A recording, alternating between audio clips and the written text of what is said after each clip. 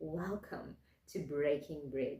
The passage for today is from 1 Chronicles 19, verse 2, and it reads as follows. David said, I'm going to show loyalty to Hanun because his father Nahash was always loyal to me. So David sent messengers to express sympathy to Hanun about his father's death.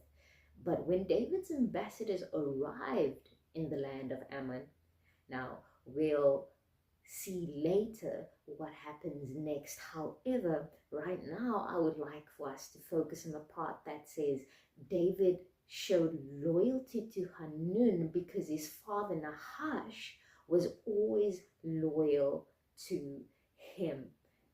And that's the thing, what you show and are towards other people, people will show and be towards your children. That's the thing. If you want people to bless your children, then you must bless others. Your actions can actually determine how your children will be treated. Now, I saw this play out in my own life. My mom's generosity and helpfulness towards others was why people expressed help and generosity towards me. So after I matriculated, we moved from the Western Cape to the Northern Cape. Now, I continued with my tertiary studies at a university in the Western Cape. So I was far away from my family when studying. Now, during this time, I can't tell you, there were so many people. When I go to church, people who knew my mom would put money into my hand and say, you know, your mom was always so good to me. How can I not look after her daughter? I would have people randomly putting money into my bank account and say, you know, your mom was always so kind and always so helpful. How can I not help her daughter? So I reaped the goodness that my mom had sown into the lives of others. How my mom treated others determined how others treated me. Now, I'd like to say that if I, as a child, was disobedient to my mom or disobedient to God, I would have then blocked my blessings. What do I mean by that? We see this play out in the rest of the scripture. Let me read it for you. Now, verse 2 and 3 says, but when David's ambassadors arrived in the land of Ammon, the Ammonite commanders said to Hanun, do you really think these men are coming here to honor your father? No, David sent them to spy out the land so they can come in and conquer it. Now,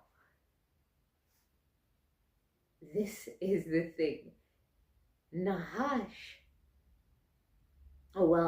his son Hanun, just believed what these people were saying. He just reacted quickly off of what he heard without verifying it first. Now, his quick reaction led to a silly response. Because thing is, in Proverbs it says that haste makes mistakes. So you'll see what he does next. In verse 4, it says, so Hanun seized David's ambassadors and shaved them, cut off their robes at the buttocks, and sent them back to David in shame. So I think it's quite clear that he lost David's loyalty after this. But can you see that through his disobedience, through his poor display of character, he blocked his blessings? Because David sent his men to go and express sympathy. He was going to express his loyalty to Nahash's son Hanun. What would have been a blessing towards Hanun, what would have blessed him, now ended up fighting him. What do I mean? Verse 8 says, when David heard about this, he sent Joab and all warriors to fight them. So what would have helped him was now about to harm him. What would have blessed him was now fighting him.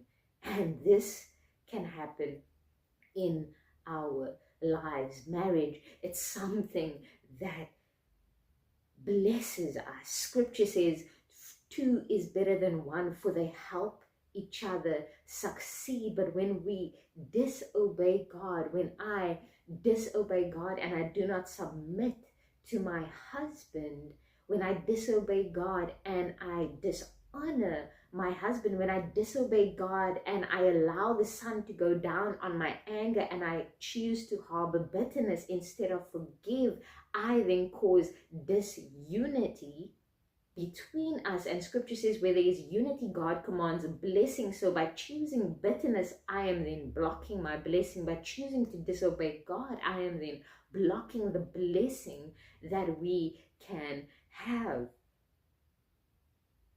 The same with the husband. If the husband doesn't treat his wife with understanding, or doesn't treat his wife with gentleness, the scriptures say that if the husband doesn't treat his wife as he should, his prayers will be hindered. Now, disobedience to God then leads to blessings being blocked. Can you see how we can so quickly block our blessings? And now that union which is supposed to help us now ends up harming us, because now we are not helping each other, we are harming each other. We are not being a blessing towards each other, we are rather fighting each other when we disobey the Lord. Now, let's not be like Moses and allow disobedience to lead to us missing out on the blessing, missing out on all that God has promised for us. Remember Moses in Numbers, when the Lord told him to speak to the rock. Instead of leaning on what God said, he leaned on the staff and he struck the rock. But in God's graciousness, he still allowed water to gush from it, despite Moses disobeying the Lord. But what happened as a result is that he did not enter the promised land as a result of it. So don't allow disobedience to lead you to miss out on the promise that God has prepared for you in your life, in your marriage, or even in your workplace.